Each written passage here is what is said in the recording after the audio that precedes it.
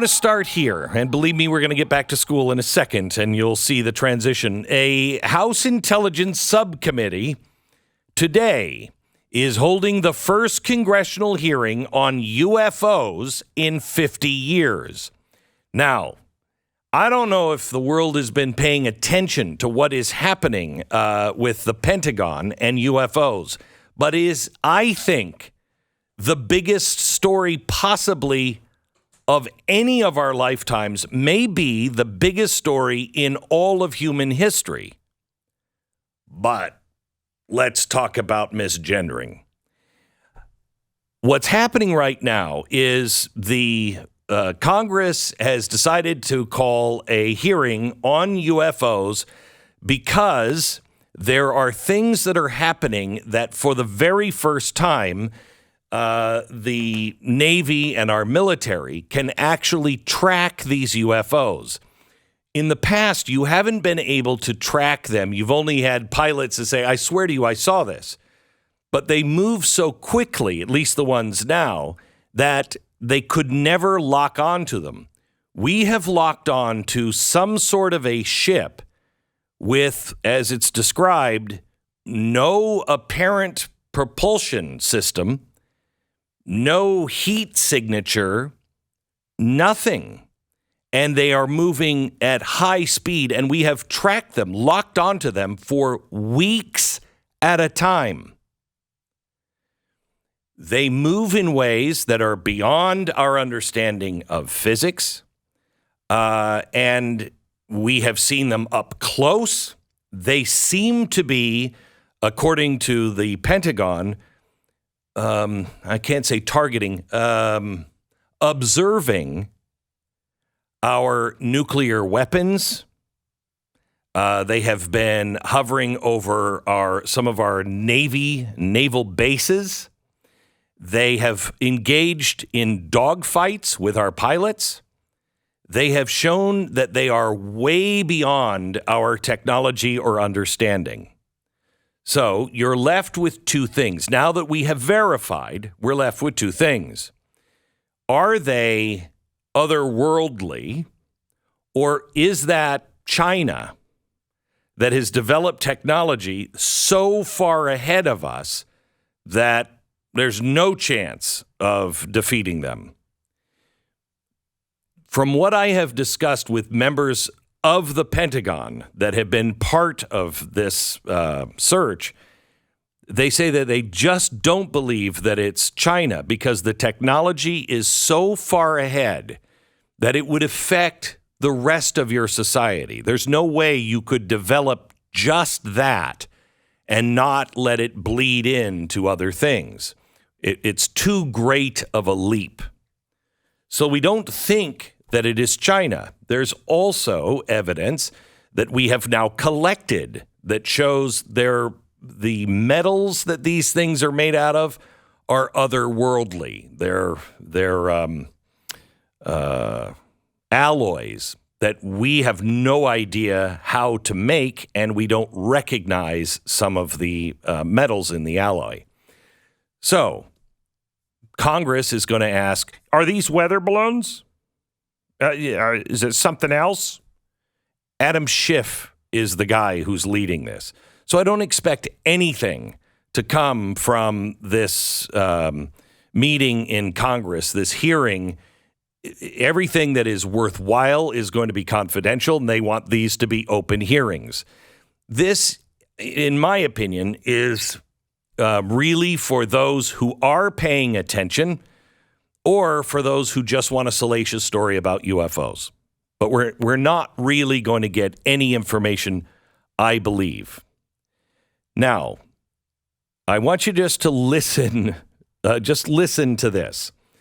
The government has said that UAP, that's UFOs, probably lack a single explanation. Neither classified nor unclassified reports from the government rule out space aliens, but other possible explanations like airborne clutter, like birds or balloons, natural atmospheric phenomena like ice crystals, highly classified U.S. government programs, or foreign adversary systems from Russia, China, or other countries. I don't believe any of those, but it could be. Let's assume, they say, it's another country, another nation, or another group that is operating something that we don't understand. This, according to the Heritage Foundation Senior Fellow for Naval Warfare and Advanced Technology. That's definitely a security threat that we can't necessarily defend against, because you can't defend against something that you just don't understand. So we are looking at technology now that defies the laws of physics. Now, let me bring it back to school. The National Science Teaching Association has just held a seminar. Remember, we are talking about possible alien life. What are the ramifications of that? We are also talking about, if it is alien life, what do they want? Why are they here? Why are they now presenting themselves and sending a message? This is what Pentagon says, sending a message to us. We are beyond your capability of stopping us, so don't try. The message is very clear and correct. So if it is aliens, why are they here? What do we do? If it's not aliens, somebody has technology here on Earth that is way beyond our understanding. We don't even understand the alloy. So, as we are raising our children and looking for tomorrow's scientists, the National Science Teaching Association has just held a seminar called Queer Your Classroom. It happened on April 2nd, instructing teachers on, quote, simple tricks and strategies to affirm and represent queer students who are marginalized in science.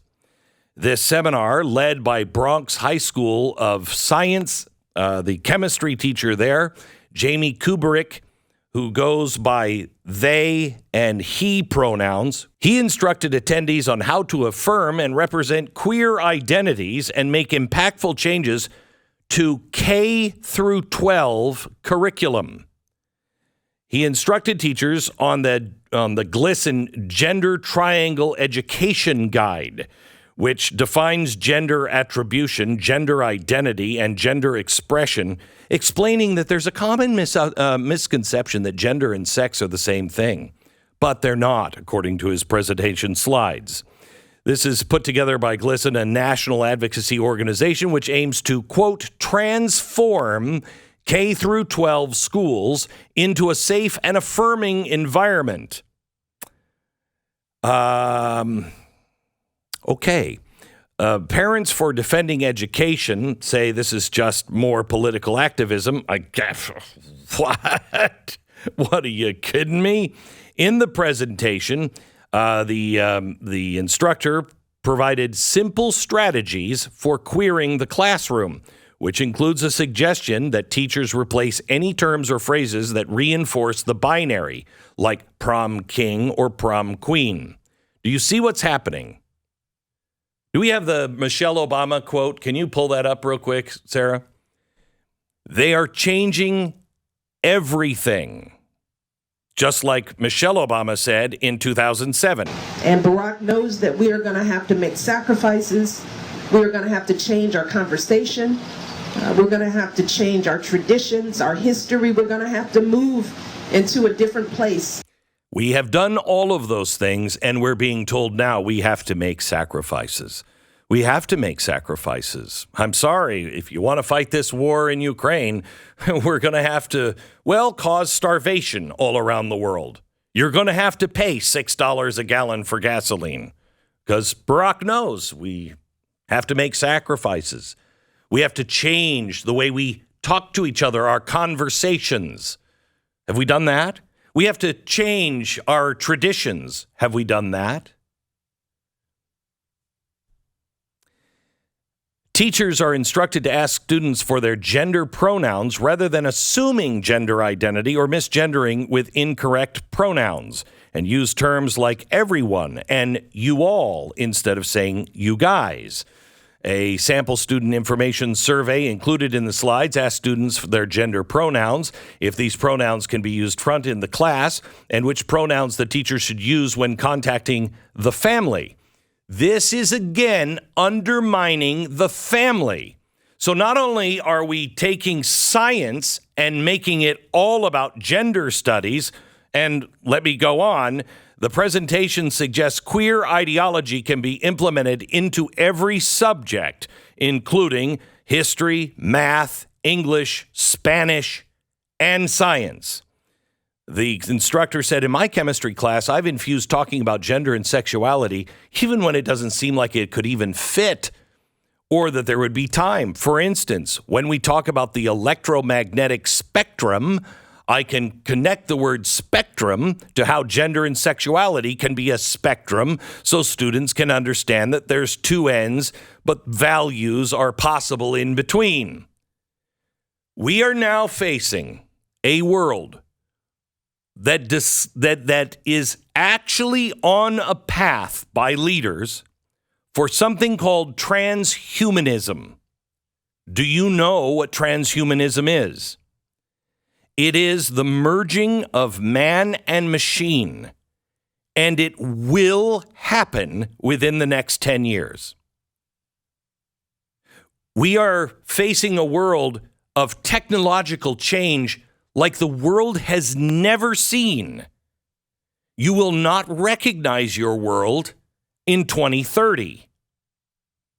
We are looking at a world that is going to change jobs. You will change what you're doing now. You won't be doing the same thing in 2030, 2035. Everything is about to change. And we're facing a threat either from China or from space. And we don't know what it is. And we're having our science teachers talk about the spectrum.